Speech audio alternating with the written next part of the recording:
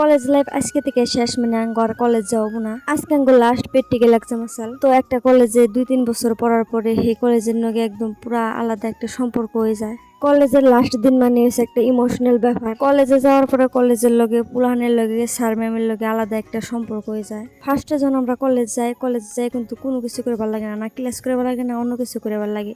লাহে লাহে গেতে গেতে হে কলেজের প্রতি একটা মায়া লাগে যায়। কলেজে যাওয়ার আগে ভাবছি কলেজ লাইফ বহুত ইজি, খালি যাওয়া আর আহা, কিন্তু এখন বুঝতেছি বহুত ইম্পর্টেন্ট। এই 2-3 বছরে কলেজের গাছ গুছালির নিয়ে একটা মায়া লেগে গেছে গা। এই বস্তু কিনা তখন ফিল হয় যখনকে ভাবি যে এই বস্তুটা আর পামই না আমরা।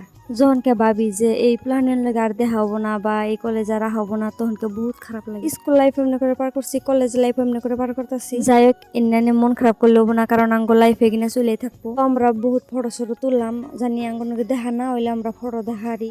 তো তারপরে সবাই বিদায় দিতে নিল।